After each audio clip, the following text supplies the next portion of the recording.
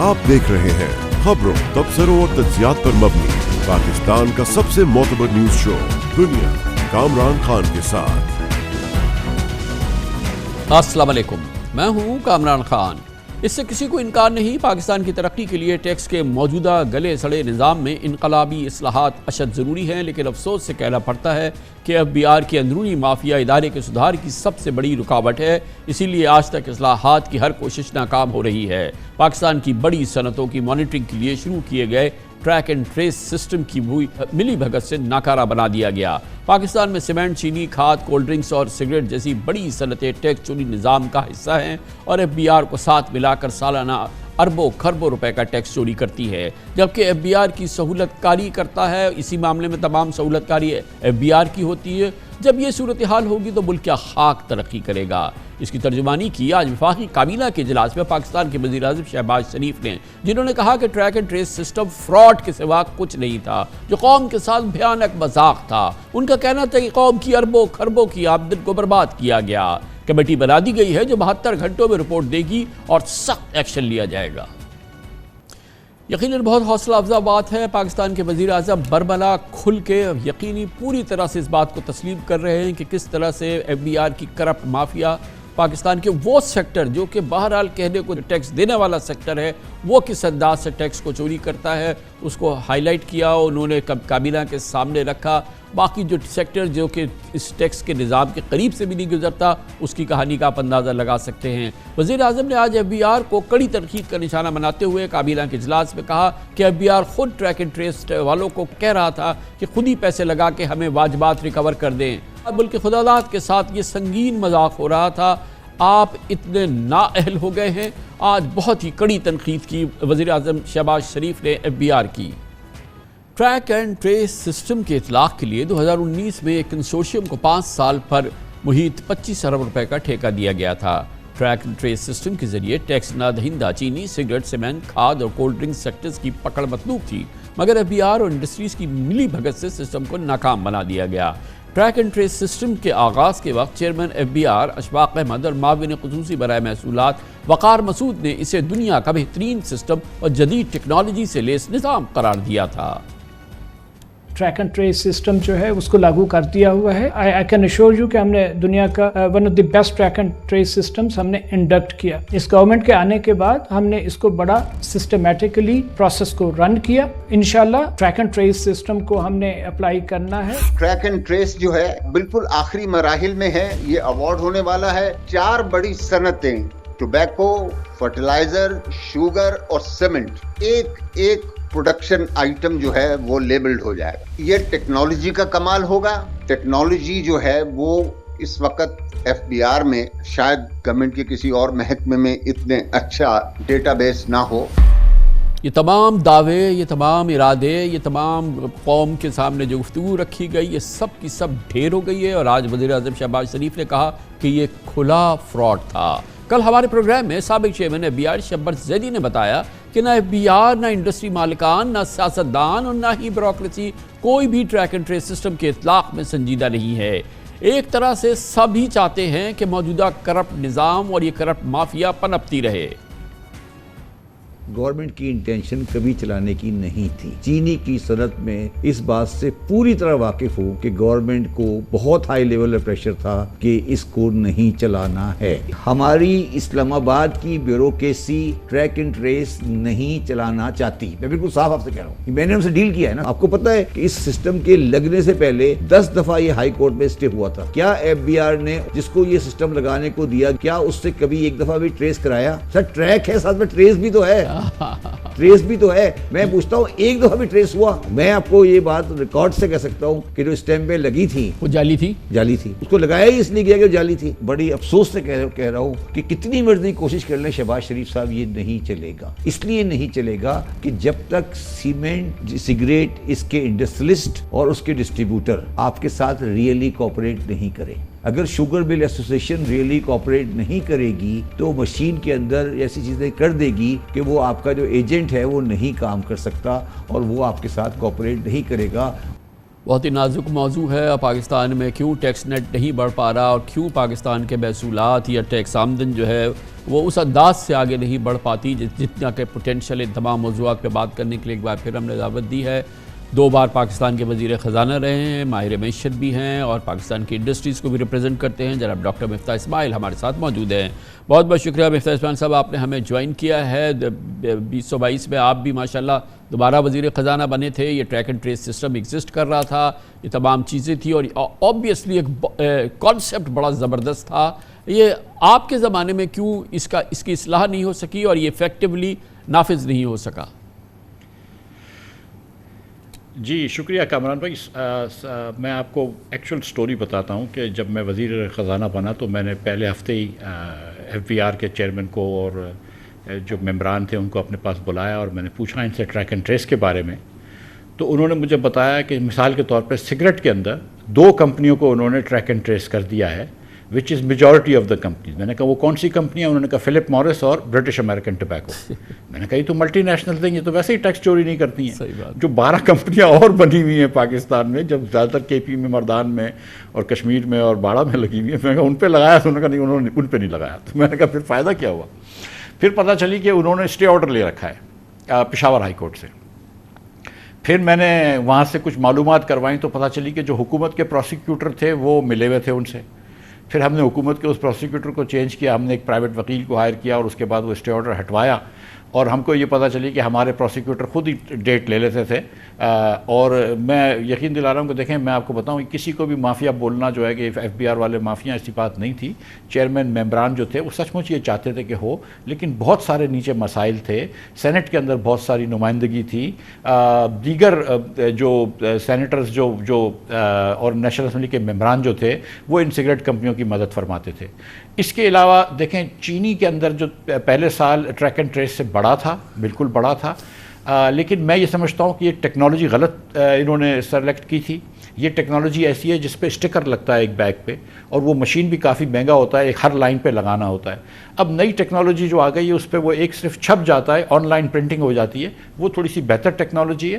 I think کہ 5 سال ہو گئے, آپ ٹیکنالوجی کو ضرور چینج کر دیں, لیکن اس پہ پولیٹیکل کمٹمنٹ چاہیے. دیکھیں آپ افسروں کو برا بھلا کہہ دیں, لیکن افسر کی کیا حیثیت ہے؟ آپ ٹرانسفر کر دیں, کوئی ممبر, کوئی چیئرمین ہٹا دیجیے اگر آپ کو لگتا ہے صحیح نہیں ہے. اس پہ پولیٹیکل کمٹمنٹ چاہیے. یہ تو سب کو پتہ تھی کہ سگریٹ کی صرف 2 کمپنیاں ٹیکس دیتی ہیں اور باقی کمپنیاں ٹیکس نہیں دیتی, اور جتنا آپ زیادہ ٹیکس لگاتے ہیں اور وہ جو باقی کمپنیاں ٹیکس نہ دہندہ ہیں وہ چاہتی تھی کہ آپ ٹیکس زیادہ سے زیادہ بڑھا دیں تاکہ ان کو فائدہ ہو جائے. اور آج جو منیمم ٹیکس ہے اس سے سستی سگریٹ پاکستان میں بکتی ہے. اس کا مطلب ہے کہ انہوں نے تو ٹیکس دیا ہی نہیں ہے. لیکن آپ نے کبھی اس کو مطلب پولیٹیکل پریشر لیں آپ, اور پولیٹیکل وہ کر سکتے ہیں. یہ کسی FBR کے چیئرمین کا یا کسی ممبر انلینڈ ریونیو کا بس کی بات نہیں ہے. اس میں اہم بات یہ ہے کہ سب سے زیادہ تشویش کی بات یہ ہے کہ ہم اس سیکٹر کی بات کر رہے ہیں جو رجسٹرڈ سیکٹر ہے, جو کہ apparently on the face of it ہے کہ جو ٹیکس دینے والا سیکٹر ہے. یہ تو وہ سیکٹر ہے جو کہ انڈسٹریز ہے, جو اسٹیبلشڈ انڈسٹریز کی بات کر رہے ہیں. اس میں سیمنٹ ہے, اس میں فرٹیلائزر ہے, اس میں آبویسلی سگریٹ ہے, اس میں بیوریجز ہے. یہ تمام چیزیں وہ ہیں جو کہ رجسٹر, وہاں پہ اس انداز کی چوری ہے, وہاں پہ اس انداز کی انسٹیٹیوشنلائزڈ کرپشن کی پروٹیکشن ہے, شیلٹر ہے. یہ تو ایک پاکستان میں جو ٹیکس کا نظام ہے اس کی جو تباہی ہے اس کی سب سے بڑی مثال ہے. اور دیکھیں کتنا آرگنائزڈ حکومت نے پوری جان لگا لی اور تمام چیزیں کر لی, اور آج کا وزیر اعظم کہہ رہا ہے کہ یہ کھلا فراڈ تھا, یہ کھلا فراڈ کیا گیا. تو اس سے اندازہ ہوتا ہے کہ یہ کس جگہ پہ ہم کھڑے ہیں. سر گزارش یہ ہے کہ تھوڑا سا پولیٹیکل کیپٹل اگر وزیر اعظم صاحب اس پہ لگائیں اور وہ کروائیں نا, سگریٹ کی 12 کمپنیوں پر ٹریک اینڈ ٹریس لگوا لیں یا کوئی نیا ٹریک اینڈ ٹریس کا سسٹم لگوا لینا, دیکھ لینا, وہ کروائیں تو پھر پتہ چلے گی. آپ FBR کو مافیا کہنا تو بڑا آسان ہے. جہاں تک بیوریجز کا تعلق ہے تو بیوریجز کے اندر بھی اگین جو پیپسی اور کوک بڑی کمپنیاں وہ کمپلائنٹ ہیں, آپ کو پتہ ہوتی ہے کہ وہ کتنی چینی لیتی ہیں. جہاں تک چینی کی ملوں کا تعلق ہے تو آپ کو ان کی کیپیسٹی بھی پتہ ہے, آپ کیپیسٹی ٹیکس لگا دیجئے اس کے اوپر, کس سے ختم ہو جاتا ہے. آپ کو سیمنٹ کی کیپیسٹی بھی پتہ ہے, آپ اس پہ بھی ٹیکس لگا دیجئے, کیونکہ زیادہ تر وہ جو سیمنٹ بیچتے ہیں یا شوگر بیچتے ہیں وہ ان آرگنائزڈ سیکٹر میں بیچتے ہیں جو کہ سیل ٹیکس کا بل نہیں مانگتا ہے. تو that's a different thing. So you have to treat every industry differently. Beverage industry differently treat ہوگی, شوگر اور سیمنٹ ڈفرینٹلی ٹریٹ ہوگی, سگریٹ ڈفرینٹلی ٹریٹ ہوگی. لیکن اگر حکومت جو ہے اس کے اوپر پولیٹیکل پریشر لینے کے لیے تیار ہے تو یہ چیزیں ہو سکتی ہیں. لیکن بڑی بات یہ ہے کامران بھائی کہ ہم ابھی بھی اسی کی بات کر رہے ہیں کہ ہم نے مینوفیکچرنگ کے اوپر کتنا ٹیکس لگانا ہے. ہم دوسرے شعبوں کے اوپر ٹیکس ہی نہیں لگاتے. اگر ہم ریئل اسٹیٹ کے اوپر ٹیکس نہیں لیتے, ہم پراپرٹی کے اوپر ٹیکس نہیں لیتے, ہم زراعت کے اوپر ٹیکس نہیں لیتے, ہم ریٹیل اور ہول سیل ٹریڈ کے اوپر ٹیکس نہیں لیتے, ہم ڈاکٹروں, آرکیٹیکٹس, انجینئرز, یہ جو کنسلٹنٹس ہوتے ہیں ان سے ٹیکس نہیں لیتے, تو پھر ہم 10% جو ٹیکس جمع کر رہے ہیں وہی کریں گے. ہم کو کم از کم ٹیکس نیٹ کو بھی تو پھیلانا ہوگا نا. ان لوگوں سے بھی تو آپ ٹیکس لینا کہ جو ٹیکس نیٹ میں ہی نہیں ہے. کیا ان کی انکم ہم سے زیادہ مقدر ہے؟ مطلب تو پھر سب سے آپ ٹیکس لیں. تو آئی تھنک کہ گیون کہ آپ نے ایک صرف مینوفیکچرنگ کو رکھا ہوا ہے اور نوکری پیشہ لوگوں کو رکھا ہوا ہے, کہ نوکری پیشہ جو آدمی ہے یا خاتون ہے جو کہ کوئی اسکول پڑھا رہی ہے یا گورنمنٹ کے اندر کام کر رہی ہے یا فوج میں یا پرائیویٹ سیکٹر میں, آپ ان سے ٹیکس لے لیتے ہیں اور مینوفیکچرنگ سے ٹیکس لیتے ہیں. آپ نے باقی شعبے تو چھوڑ رکھے ہیں, تو ان کے پیچھے بھی جائیے. اور آپ جو جہاں political pressure F B R نہیں لے سکتی ہے وہاں پہ وزارت کو اور وزارت عظمیٰ کو لینا پڑے گا. ظاہر ہے دیکھیں ریٹیل سیکٹر پہ تو سب سے بڑی بات یہ ہے کہ 37 لاکھ ریٹیل ہمارے پاس ریٹیل آؤٹ لیٹس ہیں. اب یہ اس ایف بی آر نے نکالی کہ جی والنٹری آپ اپنے آپ کو رجسٹر کریں, تو 2 ہفتے میں 50 لوگوں نے اپنے آپ کو رجسٹر کیا. مفتا بھائی آپ تھے فائنانس منسٹر, آپ نے کہا تھا یار 3-3 ہزار روپے دے دیا کرو بجلی کے بل پہ, تو مریم بی بی نے ایک ٹویٹ کر کے اس کو ختم کرا دیا تھا یہ پوری چیزیں. تو یہ تو بات آپ کی بالکل صحیح ہے, لیکن اب لگ رہا ہے کہ ایک کمٹمنٹ ہے, ایک خواہش ہے, فوج ساتھ کھڑی ہے کہ کسی صورت سے اس نظام کو ٹھیک کیا جائے. لیکن کیا آپ سمجھتے ہیں کہ یہ ایف بی آر, یہ نظام, یہ پرال, یہ بیوروکریسی جو اربوں خربوں میں ڈوبی ہوئی ہے خود, وہ ڈیلیور کر سکتی ہے؟ کامران بھائی دیکھیے, یہی بیوروکریسی اور یہی ایف بی آر ہمارے پاس ہے اور ہم کو اسی سے کام لینا ہے. ٹھیک ہے, آپ کیا سوچ رہے ہیں کہ ہم کہیں سے باہر سے سنگاپور سے لے کر آئیں گے ٹیکس کلیکٹرز, باقی ٹیکس بھرنے والے پاکستانی ہوں گے لیکن ٹیکس کلیکٹ کرنے والے سنگاپور سے ہوں گے؟ اس کے اندر آپ بیسک ریفارمز کر سکتے ہیں. جو آپ نے بات کری ٹیکس کی, تو اس وقت میں نے جب ریٹیلرز کے اوپر ٹیکس لگایا تھا تو وہ میرا خیال تھا کہ یہ اچھی چیز ہے اور لگنا چاہیے. اب تو آئی ایم ایف کا بھی حکم آ گیا, پھر ہم آئی ایم ایف کو بڑا برا بھلا کہتے ہیں, لیکن when we feel to do the right thing پھر آپ کو آئی ایم ایف کو کہنا پڑتا ہے. تو اب انشاءاللہ ہو جائے گا, لیکن گزارش یہ ہے کہ اب مثال کے طور پر 9,500 ارب روپیہ آپ اس سال ٹیکس جمع کریں گے, اس میں سے آپ کو پتہ ہے کہ آڈٹ کی وجہ سے کتنا ٹیکس آئے گا؟ 10 ارب روپیہ. صرف 9,500 کے سامنے 10 ارب روپے. میری تو یہ سمجھ ہے, یہ دانشت ہے کہ آپ آڈٹ کا فنکشن ایف بی آر سے ہٹا لیں, اور جب آڈٹ ہوگا تو وہ نہ صرف کمپنی کا آڈٹ ہو رہا ہوگا لیکن اس افسر کا بھی آڈٹ ہو رہا ہوگا جس نے یہ ٹیکس اسیسمنٹ پاس کیا ہو. یا آپ اس کو کون نہیں جانتا بھائی, ظاہر ہے کہ آپ تو جانتے ہیں, آپ کاروبار کرتے ہیں, ہم لوگ جانتے ہیں آڈٹ تو سب سے بڑا انسٹرومنٹ ہے, ویپن ہے ٹیکس آفیسر کا, بلیک میلنگ کا, لوٹ مار کا. یہ تو کس کو نہیں پتا کہ اس کا کام ہی صرف یہ ہے کہ لوٹ مار کی جائے, اور جو نوٹسز کی بھرمار کر دی جاتی ہے, اس کا کیا مطلب؟ اس کا مطلب یہی ہے نا کہ آؤ بیٹھ کے بات کرو. کون نہیں جانتا اس بات کو؟ اور پھر آپ کہتے ہیں کہ 4 کھرب روپے جو ہیں وہ اسٹک ہے لٹیگیشن میں. لٹیگیشن تو یہ ہے جو ان آفیسرز نے نوٹسز جاری کر کر کے جو ہے وہ ایک پائل بنا دی. ہم اپنے آپ کو بے وقوف بنا رہے ہیں نا. آج پرائم منسٹر صاحب یہ ساری بات مانی ہے. سر گزارش یہ ہے کہ جو پیسے اسٹک ہیں اس کا میں نے قانون سازی کی تھی کہ آپ اس کے اندر ایک اے ڈی آر بنا لیں, آلٹرنیٹ ڈسپیوٹ ریزولوشن, کیونکہ کورٹوں میں بہت عرصہ چلتا ہے. ایف بی آر جو تھی وہ ہر جگہ اے ڈی آر میں نے کہہ دیا تھا کہ تیار ہوگی. جو بزنس مین چاہے گا ہم اے ڈی آر کرنے کے لیے تیار ہیں. ایک عملے کا آدمی, ایک وہ کوئی بزنس مین بتا دے جو بزنس مین کی طرف سے ہو, اور ایک تھرڈ آدمی جو ہو وہ فیصلہ امپائر کرے اور فیصلہ کر کے آپ نکلیں. اس کو سالو کر لیں. مجھے نہیں پتا کہ کتنے پیسوں کی ریکوری ہو سکتی ہے, لیکن 200-500 ارب روپے سے زیادہ مجھے مشکل لگتا ہے. ایف بی آر کے بھی بہت سارے کلیمز ہوتے ہیں جو کہ صحیح نہیں ہوتے, آپ بھی جانتے ہیں. یہ آپ نے بات ایک دم درست فرمائی کہ جو ڈیسک آڈٹ ہوتے ہیں اور جو آڈٹ نوٹسز ہوتے ہیں وہ اس کے لیے ایکسٹورشن کا بھی ایک طریقہ ہوتا ہے. لیکن ایٹ دا سیم ٹائم آپ یہ بھی بات سمجھتے ہیں نا کامران بھائی کہ اگر آڈٹ کی چیزوں کو ہٹا دیں گے ہم تو پھر کمپلائنس بھی کم ہو جائے گا. اس لیے میرا یہ خیال ہے کہ اگر آڈٹ کے فنکشن کو ایک دم ایف بی آر سے الگ کر دیں, کچھ افسران ایف بی آر کے لے لیں, کچھ دیگر اور لائرز اور چارٹرڈ اکاؤنٹنٹس کو ڈال دیں, اور ایک نئی آرگنائزیشن بنا لیں کہ جس کا کام صرف ٹیکس ویریفیکیشن, ٹیکس آڈٹ ہو, کہ وہ صرف یہ کمپلائنس چیک کر رہی ہو, اور ایف بی آر اپنا کام کرتا बढ़ती हो। मैं नहीं समझता हूँ, मैं माज़रत के साथ ये कहने लगता हूँ, ये ओपिनियन इतना पॉपुलर नहीं है पाकिस्तान में, हम सब टैक्स वालों को, टैक्स लेने वालों को बुरा समझते हैं, लेकिन सच्ची बात ये कि कोई माफिया नहीं है, लेकिन जहाँ उनको पॉलिटिकल सपोर्ट चाहिए वहाँ हम पॉलिटिकल सपोर्ट नहीं दे रहे। जो शब्बर भाई ने आपसे कल बात की कि जब आप चीनी के ऊपर ट्रैक एंड ट्रेस लगाते हैं तो फिर पॉलिटिकल प्रेशर आता है, जब सिगरेट के ऊपर ट्रैक एंड ट्रेस लगाते हैं तो फिर पॉलिटिकल प्रेशर आता है, तो इसमें आप सियासतदानों को मुरीद इल्ज़ाम भी ठहरा सकना चाहिए थोड़ा सा, सिर्फ आप अफसरान के ऊपर ये चीज़ ना डाल दें। हमको सियासतदानों को अपनी करज करनी होगी, अपने कन्विक्शन की, और ये कहना होगा कि नहीं अब टैक्स लगेगा तो सब पे लगेगा, और टैक्स जो है वो हर कंपनी पे लगेगा, और ये नहीं कि जो खुद सेल्फ कंप्लाइंट हैं, अगर मल्टी नेशनल्स हैं या बड़ी कंपनियां, लेकिन हम छोटी बड़ी से लेंगे। अगर पाकिस्तान में जब मैंने स्टेटिस्टिक्स देखी थी तो 22.5 लाख दुकानें थीं कराची को छोड़ के, जिसमें से सिर्फ 30,000 दुकानें रजिस्टर्ड थीं, तो ये ज़्यादती नहीं है। पूरे पाकिस्तान में सिर्फ 20 सोनारों की दुकानें रजिस्टर्ड थीं, तो ये ज़्यादती नहीं है। जब आप 50,000 रुपये से ज़्यादा तनख्वाहदार आदमी के ऊपर आप टैक्स लगाना शुरू करते हैं, लाख रुपए के ऊपर आप 10% टैक्स ले लेते हैं, तो आपने क्यों दुकानदारों को छोड़ रखा है, आपने क्यों बड़े बड़े जिम्मेदारों को छोड़ रखा है, आपने क्यों बड़ी बड़ी प्रॉपर्टी को एग्जाम दे रखा है? तो फिर आप इसको हॉरिजॉन्टल इक्विटी भी लेके आएँ और वर्टिकल इक्विटी भी लेकर आएँ। ये बताइए कि ये एक जानिब तो ज़ाहिर है कि ये टैक्स की बात है, ये सारी चीज़ें हैं, सुपर टैक्स, सारे टैक्स, ज़ाहिर है कि शोबा बहरहाल वही है जिसकी अभी हमने बात की और इस वक्त हमने उसको कटहरे में रखा है, लेकिन बहरहाल यही टैक्स देने वाले हैं, वो पूरे निज़ाम है जो कि इस पर हिस्सा नहीं है। और फिर इन पर वो प्रेशर भी है ना, ये जो अब पावर टैरिफ बढ़ गया है, जो गैस टैरिफ बढ़ गया है, इससे भी तो चोरी पैदा होगी ना, इससे भी तो चोरी और ये निज़ाम पैदा होगा जब इतना महंगा हो जाएगा कि वो आप कारोबार ही नहीं कर सकते। या तो आप बंद कर दें या उसको फिर आप किसी सूरत से मैनेज करें, और फिर उसका तरीका यही है कि 2 लाइनें आप बग़ैर टैक्स के निकाल दें, 6 ट्रक रोज़ाना के साइड कर दें, इसके अलावा तो फिर कोई तरीका नहीं है।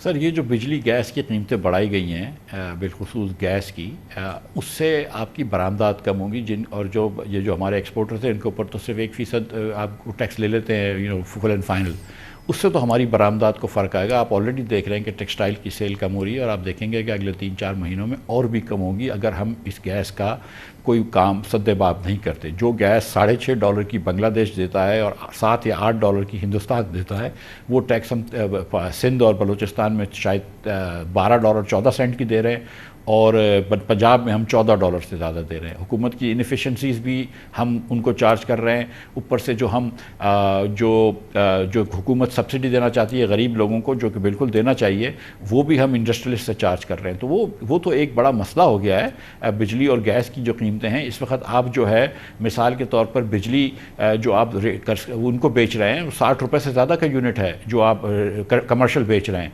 डोमेस्टिक को भी 40 रुपये का यूनिट है, और आप देख रहे हैं कि जो अच्छे बड़े घर हैं कराची, लाहौर, इस्लामाबाद में, उन सब के ऊपर सोलर पैनल लग गए हैं, अच्छी दुकानों के ऊपर सोलर पैनल्स लग गए हैं। इसका मतलब है कि जो 60 रुपये की बिजली लेने वाला था वो अब 9 रुपये की अपनी बिजली खुद बना लेता है, और आप जो हैं फिर जब आप सिर्फ गरीब लोगों को ही बेचते रहेंगे बिजली, तो उनसे तो आप वैसे ही 7-8 रुपये ले रहे हैं, 10 रुपये ले रहे हैं बिजली के, तो ये सिस्टम मज़ीद ख़राब होता रहेगा। तो इसको तो हमको एक मरतबा फिर से इसकी ज़ीरो बेस्ड बजटिंग के तरीके से हमको देखना पड़ेगा कि हमको सिस्टम को किस तरह चलाना है। बहुत बहुत शुक्रिया। डॉक्टर मिफ्ताह इस्माइल हमारे साथ मौजूद थे। कमर्शियल ब्रेक, उसके बाद जिक्र करेंगे बिल आखिर इलेक्शन कमीशन को बज़ाहिर ऐसा लगता है PTI पे रहम आ गया है, मगर PTI पे बराह रास्त नहीं, बल्कि वो अरकान जिन्होंने सुन्नी इत्तेहाद काउंसिल की शनाख्त इख्तियार की थी PTI के, आज सुन्नी इत्तेहाद काउंसिल को तस्लीम कर लिया है, और ये तमाम आज़ाद अरकान चाहें तो उनको सुन्नी इत्तेहाद काउंसिल की अभी एक बड़ी सियासी जमात की हैसियत से सामने आ गई है 82 नशिस्तों के साथ है।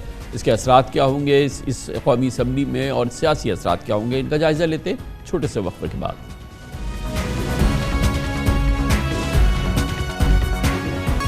Welcome back. कौमी असम्बली में मखसूस नशिस्तों के हिस्से बखरों के बाद बिलाखिर इलेक्शन कमीशन ने आज PTI के आज़ाद अरकान की सुन्नी इत्तेहाद काउंसिल में शमूलियत को बिलाखिर तस्लीम कर लिया। 8 फरवरी के इलेक्शन के 2.5 माह बाद सुन्नी इत्तेहाद काउंसिल की पार्लिमानी हैसियत का एतराफ़ करके इलेक्शन कमीशन ने नोटिफिकेशन भी आज जारी कर दिया, जिसमें कहा गया कि 82 आज़ाद अरकान कौमी असम्बली सुन्नी इत्तेहाद काउंसिल में शामिल हुए हैं, जिनमें पंजाब के 49 और KPK के 33 MNA शामिल हैं। न जाने इलेक्शन कमीशन के सरकारी नताइज के बाद आज़ाद अरकान की 3 दिन में किसी सियासी जमात में शमूलियत की कानूनी पाबंदी का क्या हुआ? अब ताज़ा तरीन पार्टी पोजीशन के मुताबिक कौमी असम्बली में नून लीग की 120 MNAs हैं, जबकि सुन्नी इत्तेहाद काउंसिल के 82, पीपल्स पार्टी के 71, MQM के 21 और JUI के 11 हैं। काफ लीग के 5 और IPP के 4 MNAs हैं। MWM پشتونخوا ملی عوامی پارٹی BNP مسلم لیگ ضیا باپ پارٹی اور نیشنل پارٹی کے پاس بھی قومی اسمبلی کی ایک نشست ہے، جبکہ اب بھی 7 MNAs آزاد ہیں۔ گویا اب قومی اسمبلی میں نون لیگ کے بعد صاحبزادہ حامد رضا کی سنی اتحاد کونسل دوسری بڑی پارلیمانی قوت اور مضبوط اپوزیشن جماعت بن چکی ہے، جبکہ ایوان سے PTI کا نام غائب ہو گیا ہے۔ یاد رہے کہ الیکشن کمیشن نے جنرل الیکشن سے 1.5 ماہ قبل 22 دسمبر کو PTI کے انٹرا پارٹی الیکشن کالعدم قرار دیے تھے۔ اس سے بلے کا انتخاب واپس لے لیا تھا اور جس کے بعد پشاور ہائی کورٹ اور سپریم کورٹ پر عدالتی کارروائیاں ہوئیں، مگر PTI کو نہ اس کا انتخابی نشان بلہ ملا اور نہ الیکشن کمیشن نے انٹرا پارٹی الیکشن مانے اور نہ ہی مخصوص نشستیں مل سکی، بلکہ بظاہر PTI اپنے نام پاکستان تحریک انصاف سے بھی محروم کر دی گئی۔ ناقدین کا الزام ہے کہ الیکشن کمیشن نے PTI کو ٹھکانے لگانے میں کوئی کسر نہیں چھوڑی، لیکن گمان یہ بھی ہے کہ PTI کے وکلاء نے بھی قانونی غفلت کا کوئی موقع جانے نہیں دیا۔ کہا جاتا ہے کہ PTI کو اگر اپنے پارٹی آئین اس کی توفیق ہوتی یا وہ اپنے آئین کے مطابق انٹرا پارٹی الیکشن کرا لیتی، نہ وہ پارٹی حیثیت سے محروم ہوتی اور نہ ہی اس کو قومی اسمبلی کی 23 اور صوبائی اسمبلی کی 55 مخصوص نشستوں سے ہاتھ دھونے پڑتے۔ اب سنی اتحاد کونسل کے بینر تلے PTI ایک بار پھر 2013 کی طرح KP میں حزب اقتدار اور وفاق سمیت ملک بھر میں حزب اختلاف کی نشستوں پر ہے۔ اس موضوع میں بات کرتے ہیں، اس کے تکنیکی پہلوؤں پہ غور کرتے ہیں۔ ہمارے ساتھ موجود ہیں محترم احمد بلال محبوب، ایگزیکٹو ڈائریکٹر پلڈاٹ۔ بہت بہت شکریہ احمد بلال محبوب صاحب۔ ہم شروع سے آپ سے بات کر رہے ہیں الیکشن سے پہلے جو بھی PTI کے ساتھ ہوا، پری الیکشنز جو معاملات رہے، پھر الیکشن کے دوران ظاہر ہے کہ اس کو انتخابی نشان بلہ نہ ملا، اس کو کیمپین نہیں کر سکی وہ، اور پھر اس کے ساتھ بہت سنگین مسائل رہے۔ ظاہر ہے کہ اس کو وہ اسپیس نہیں ملی جو دوسری سیاسی جماعتوں کو تھی، پھر اس کو مخصوص نشستوں سے فراغت اس کی ہوئی، اور بالآخر آج جو اینڈ ہوا ہے اس میں بھی اس کے جو آزاد اراکین ہیں وہ بالآخر سنی اتحاد کونسل کے نام اختیار کر چکے ہیں۔ ایک عجب تاریخ ہے پاکستان کی، گو کہ ایک تاریخ بھری پڑی ہے پاکستان کے الیکشنز کی تاریخ، اس کے اندر بھی یہ ایک بہت ہی غیر معمولی چیپٹر ہے جس کو ہم PTI کہہ سکتے ہیں۔ بہت شکریہ جی، بالکل یہ غیر معمولی بات ہے، لیکن اس کے اندر ایک تسلسل بھی موجود ہے۔ میں کئی دفعہ کہہ چکا ہوں کہ ہمارے ملک میں یہ ایک طے شدہ ایک نارم سمجھا جائے کہ جس پارٹی کو کسی وجہ سے آپ ایک بار اقتدار سے بے دخل کر دیتے ہیں، اس کو آنے والے امیڈیٹ الیکشن میں برسر اقتدار نہیں آنے دیتے۔ یہ ہم نے مسلسل یہ عمل دیکھا ہے، اور اس دفعہ غیر معمولی بات یہ ہے کہ PTI نے باوجود ان تمام مشکلات کے اور تمام نامساعد حالات کے باوجود سب سے بڑی پارٹی بننے کا پھر بھی انہیں موقع ملا۔ انہوں نے میکسیمم پرسنٹیج آف ووٹس لیے اور سب سے بڑی پارٹی بن کے نیشنل اسمبلی میں بھی آئے، لیکن پھر بھی اقتدار انہیں نہیں ملا، اور اس کے لیے پھر جو بھی راستہ اختیار کرنا پڑے وہ کیا جاتا رہا ہے، ماضی میں بھی اور اس دفعہ بھی کیا گیا ہے۔ اس دفعہ صرف یہ ہے کہ PTI ذرا سخت جان ثابت ہوئی ہے، اور اس کی تعداد قومی اسمبلی میں باوجود ان تمام رکاوٹوں کے سب سے بڑی پارٹی کی پھر بھی ہو گئی تھی۔ اور بلال صاحب اس میں ایک اور چیز بڑی ہے جس کو کہ ہم سانحہ ہی کہہ سکتے ہیں کہ جس انداز سے مخصوص نشستوں سے محروم ہوئی ہے PTI، جس کے بعد اس کی یہ جو نشستیں آج 82 یا جو بھی ہے، بہرحال جو بھی اس کے ساتھ ہوا، بلہ نہیں ملا، کیمپین نہیں ملی، لیڈرشپ گرفتار تھی، سب کچھ اپنی جگہ، لیکن پھر بھی مخصوص نشستوں کا تو اس کا حق تھا، وہ اس سے بھی محروم ہوئی۔ جی ہاں، بالکل ہی اس کا حق تھا، اور ہم تو شروع سے کہہ رہے تھے کہ PTI بحیثیت PTI کے پارلیمانی پارٹی بھی اگر آپ کو ڈکلیئر کرے تو بھی اسے یہ حق حاصل ہے کہ وہ اپنی پارٹی کے نشستوں کے اعتبار سے جو بھی اس کا حصہ بنتا ہے ریزرو سیٹوں کا، وہ اسے ملنا چاہیے۔ یہ ایک بنیادی سی بات ہے کہ آپ کسی پارٹی کو اس کے اس حق سے محروم نہیں کر سکتے، اور اگر اس کے باوجود بھی میرے خیال میں وہ میجورٹی تو نہیں حاصل کرنے والے تھے، لیکن بہرحال ان کا حق مل جاتا۔ لیکن یہ اوور آرچنگ سی بات ہے کہ اگر کسی پارٹی کو قبولیت حاصل نہ ہو سپر ایگزیکٹو میں، تو پھر وہ پارٹی کچھ بھی کر لے، اسے اقتدار میں نہیں آنے دیا جاتا۔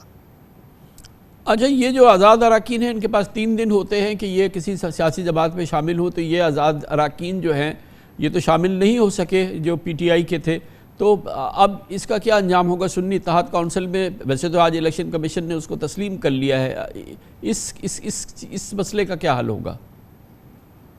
نہیں، وہ 3 دن میں شامل تو ہو گئے تھے صحیح ہے سنی اتحاد کونسل میں، لیکن ان کی ایک کوشش رائے گاہ گئی، کیونکہ ان کے شامل ہونے کے باوجود سنی اتحاد کونسل کو بھی مخصوص نشستوں کے اندر کوٹا نہیں مل سکا، اس بنیاد پہ کہ انہوں نے پہلے اپنی لسٹ جمع نہیں کرائی تھی مخصوص نشستوں کے امیدواروں کی، اور اپنے آپ کو ان کے پاس کوئی نشست ہی نہیں تھی۔ اچھا، یہ وجوہات جو ہے میرے خیال میں اوور ٹیکنیکل تھیں اور یہ جائز نہیں تھی، لیکن اس بنیاد پہ انہیں نشستیں دینے سے انکار کر دیا گیا، حالانکہ وہ ایک پارٹی موجود تھی اور اس پارٹی کا نشان بھی موجود تھا اور اس پارٹی کے پاس نشستیں بھی تھیں، لیکن پھر بھی اس بنیاد پہ کہ انہوں نے لیکن بہرحال آج وہ پوزیشن تو ریسٹور ہو گئی۔ اب بہرحال پی ٹی آئی کے جتنے اراکین ہیں جو آج سنی اتحاد کونسل بن گئے ہیں، ان کا سفر تو دوبارہ پی ٹی آئی کی شناخت اختیار کرنا ہے، کیا وہ ممکن ہے؟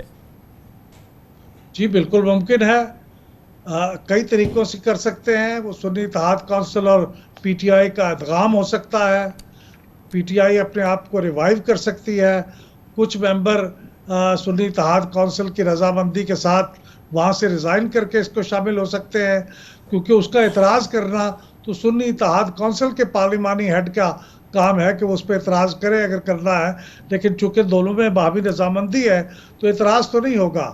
تو پی ٹی آئی جس وقت بھی اس کے حالات اس کو اجازت دیں، یعنی ان کے جو سمبل ہے وہ ریوائیو ہو جائے اور وہ ان کے انتخابات کو قبولیت حاصل ہو جائے الیکشن کمیشن سے، تو وہ فوراً اپنے آپ کو ریوائیو کر سکتے ہیں اور یہ لوگ واپس پی ٹی آئی میں آ سکتے ہیں۔ بہت بہت شکریہ جناب احمد بلال محبوب ہمارے ساتھ موجود تھے۔ اب اس موضوع کا ایک سیاسی نقطہ نظر سے تجزیہ کرتے ہیں۔ ہمارے ساتھ پاکستان کے نامور سینئر صحافی، نیوز اینالسٹ اور اینکر جناب محمد مالک موجود ہیں۔ بہت بہت شکریہ محمد مالک صاحب۔ بڑا زبردست ایک ہم نے ٹاپسی ٹروی یا ایک ایسی سچویشن دیکھی کہ ایک رولر کوسٹر ہے جو پی ٹی آئی بیٹھی رہی ہے، جس پہ جب سے کہ الیکشن کا اعلان ہوا ہے اس سے پہلے بھی جو اس کا سفر رہا ہے، جس میں کہ ظاہر ہے کہ اس کو بلہ نہیں ملا، اس کو انتخابی نشان نہیں ملی، اس کو کیمپین نہیں ملی، اس کے لیڈرز گرفتار رہے، اس کے بعد بڑی بھاری تعداد میں وہ لوگ الیکشن بھی جیتے، مگر اس کے بعد بھی جو ہے ان کو مخصوص نشستیں نہیں ملی اور یہ سب کچھ ہوا۔ مگر آج جو ہے وہ حیثیت جو وہ اختیار کرنا پہلے دن چاہ رہے تھے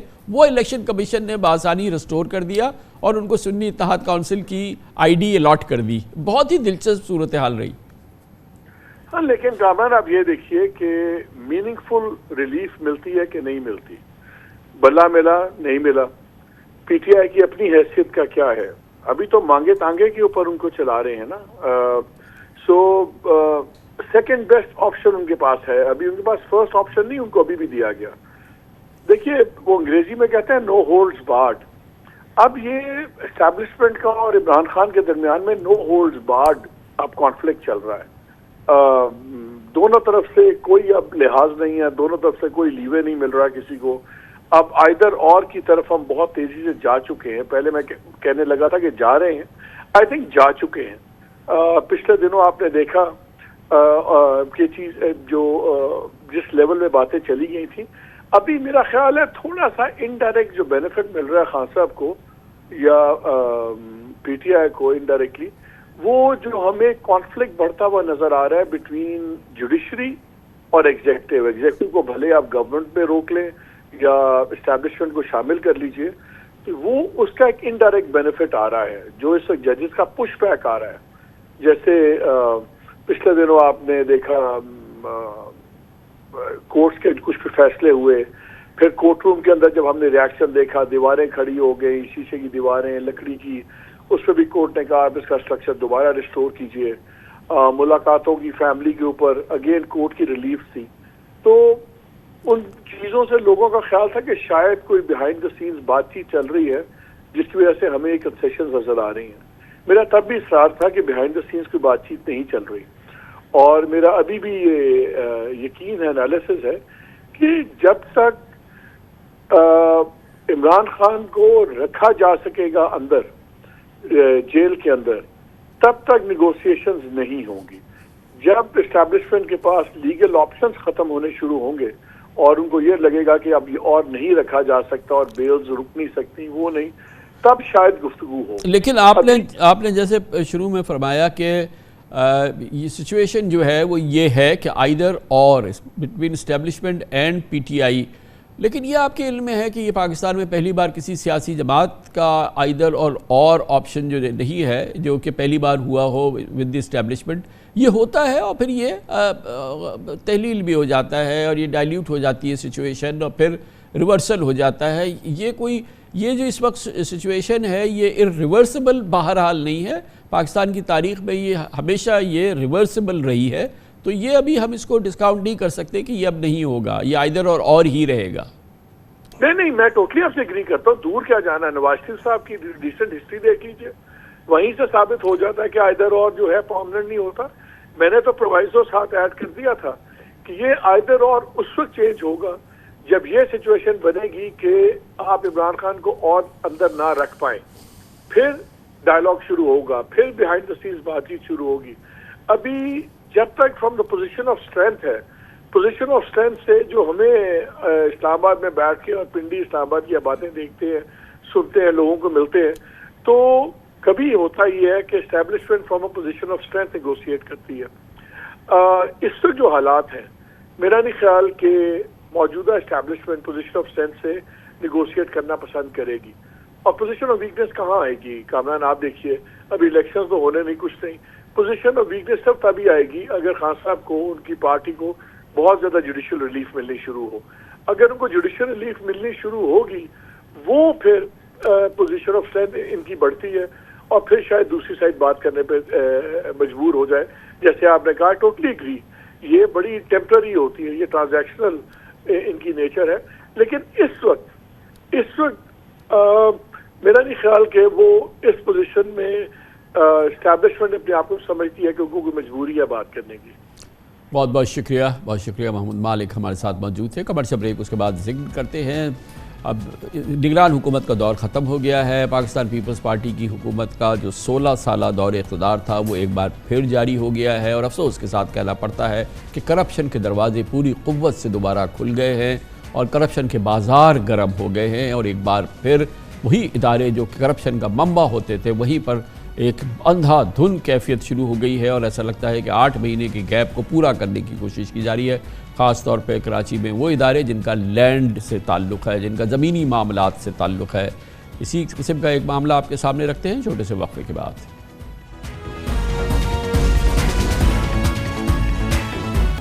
वेलकम बैक। इलेक्शन भी हो गए, निगरान हुकूमत का दौर भी ख़त्म हो गया, सिंध में हर चीज़ वापस आ रही है और इसके साथ ही सिंध भर में सरकारी करप्शन के बाज़ार दोबारा खुल गए हैं। खदशात के एन मुताबिक महकमा रेवेन्यू के लैंड यूटिलाइजेशन में करप्शन की फिर वही रविश देखी जा रही है जो निगरान हुकूमत के दौर से पहले जारी थी। प्रॉपर्टी रजिस्ट्रेशन के लिए सब रजिस्ट्रार दफातर में रिश्वत के बगैर दाखिला पहले की तरह ममनू करार दिया गया है। कोई जायदाद, घर या दुकान लाखों की रिश्वत के बगैर न रजिस्टर हो सकती है और न ही मुंतकिल। आम शहरी रिश्वत के बिना कोई काम करके दिखाए। निगरान हुकूमत के दौर में ऐसा बिल्कुल मुमकिन था, लेकिन अब नामुमकिन है क्योंकि इस दौर में सूबाई वजीर रेवेन्यू और सनद मोहम्मद यूनुस ढागा ने सिंध में सिस्टम करप्शन के खात्मे के लिए बाकायदा एक जामे और मरबूत ऑनलाइन कंप्यूटराइज निज़ाम मुतारिफ करा दिया था और सरकारी दफातर में इलेक्ट्रॉनिक रजिस्ट्रेशन, म्यूटेशन और रिकॉर्ड का निज़ाम डिजिटाइज कर दिया गया था, जिसके बाद अरबों खरबों कमाने वाली डिप्टी कमिश्नर मुख्तार कार सब रजिस्ट्रार्स के लिए रिश्वत के रास्ते बंद थे। यह system Punjab information technology board की मदद से सिंध में भी शुरू किया गया था, मगर सूबे में दोबारा आने वाली पीपल्स पार्टी की मुंतखब हुकूमत ने महकमा रेवेन्यू में शुरू किए जाने वाले इस ई सर्विसेज सिस्टम के निफाज पर अमल दरामद रोक दिया है। ये कोई अचंभे की बात नहीं है। साबिक निगरान वजीर रेवेन्यू मोहम्मद यूनुस ढागा और इनकी टीम की मेहनत पर पानी फिर चुका है और इनके दफातर में बरसों से चलने वाला रिश्वत सितानी का निज़ाम था पूरी तरह से बहाल हो चुका है। साबिक निगरान वजीर रेवेन्यू यूनुस ढागा ने हमें नए निज़ाम की तफसीलात बताई थी कि बोर्ड ऑफ रेवेन्यू के 200 से ज़ायद दफातर में इस ई सिस्टम को नाफिज किया जा रहा है, जबकि ई रजिस्ट्रेशन के लिए सूबे भर का 65 और कराची का 95% रिकॉर्ड डिजिटाइज किया गया था।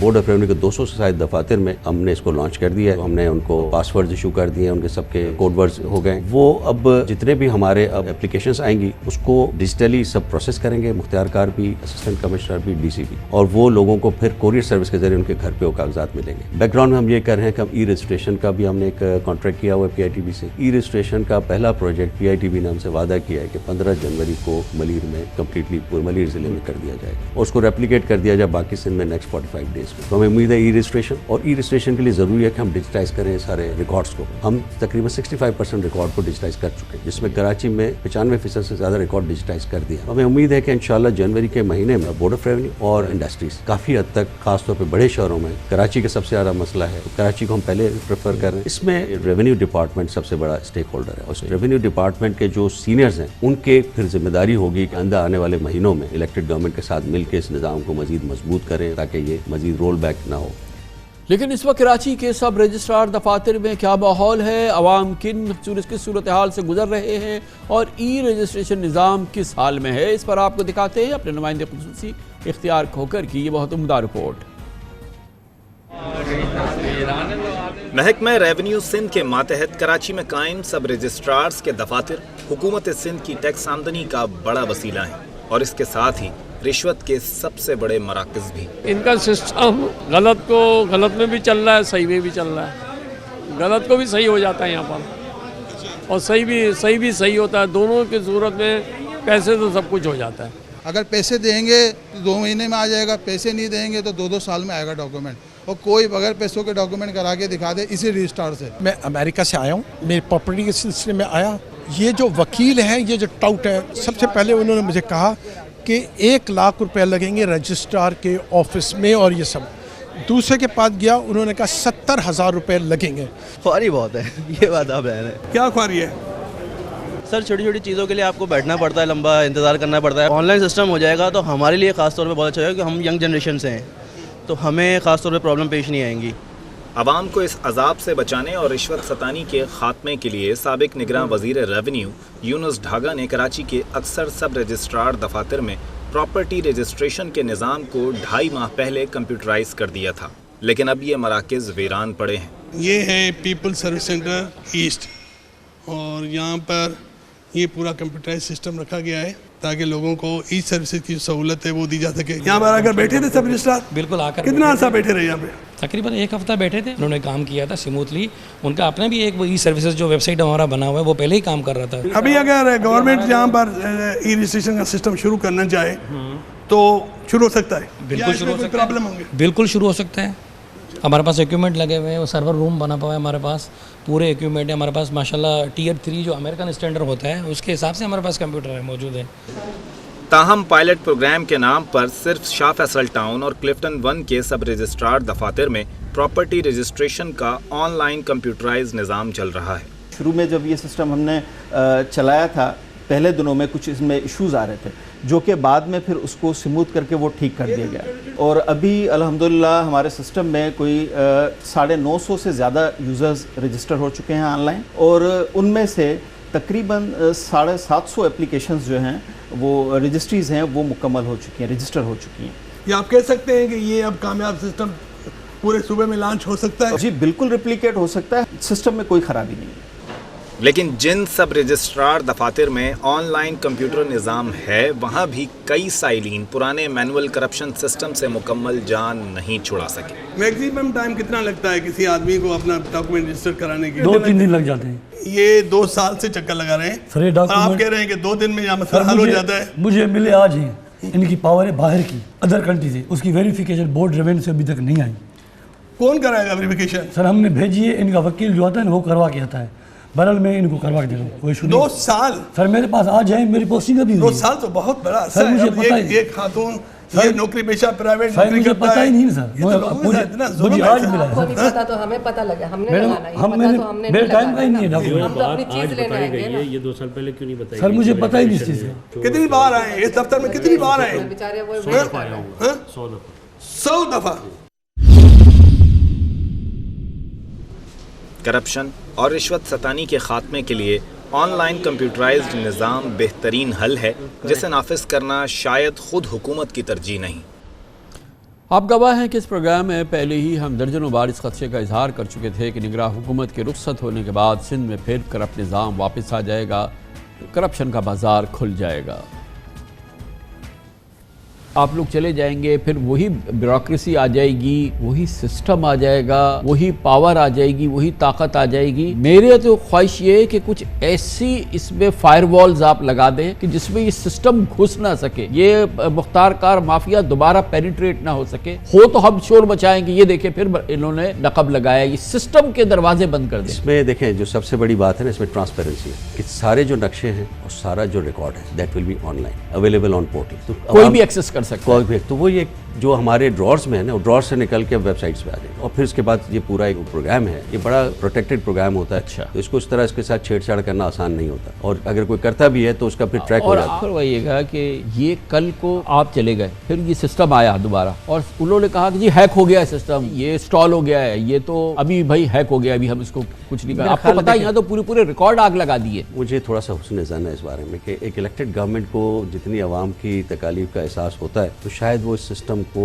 اور بھی زیادہ مضبوط کریں گے، مجھے یہ ایک توقع ہے۔ کمال توقع ہے آپ کو سر، 15 سال سے ہم دیکھ رہے ہیں کہ کتنا انہوں نے سسٹم کو مضبوط کیا ہے۔ سب سے بڑا خوف اور یہ خدشہ یہ ہے کہ یہ دوبارہ ان کی نہ انٹری ہو جائے اور یہ دوبارہ یہ کرپشن کا راج نہ قائم ہو جائے۔ کافی مشکل ہو جائے بہت، کیونکہ جیسے میں نے آپ سے کہا نا، technologically it will be very difficult.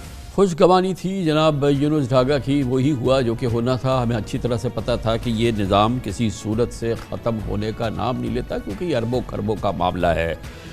اس پر بات کرنے کے لیے ہمارے ساتھ موجود ہیں ہمارے نمائندے خصوصی اختیار کھوکھر۔ بہت بہت شکریہ اختیار کھوکھر صاحب۔ یہ بتائیے گا کہ ابھی ہم فی الحال تو صرف یہ سب رجسٹرار آفیسز کی بات کر رہے ہیں، بورڈ آف ریونیو کی بات کر رہے ہیں، یہ تمام چیزیں جو ہیں یہ بالکل ویسے ہی کھل گیا ہے، کیونکہ مجھے تو لوگ جو متعلقہ لوگ ہیں وہ بتا رہے ہیں کہ نہ صرف یہ کہ وہ کھل گیا ہے، بلکہ وہ جو 8 مہینے نگران حکومت کا دور رہا، اس دوران جو گیپ رہا، جس دوران نقصان ہو گیا، وہ بھی پورا کرنے کی کوشش کی جا رہی ہے، اور کوئی ان دفاتر میں کوئی سائل بغیر پیسے ہاتھ میں لیے داخل نہیں ہو سکتا، یا یہ کہ جو ان کے ٹاؤٹس وہاں گھوم رہے ہیں ان کو دیے بغیر اندر داخل ہی نہیں ہو سکتا، بالکل داخلہ ممنوع ہے۔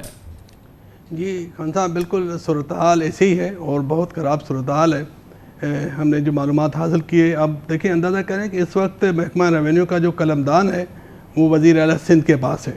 سید مراد علی شاہ صاحب اس محکمے کے وزیر ہیں، لیکن کرپشن کا وہ پرانا سسٹم جو پہلے چل رہا تھا وہ پوری بھرپور طریقے سے واپس آ گیا ہے۔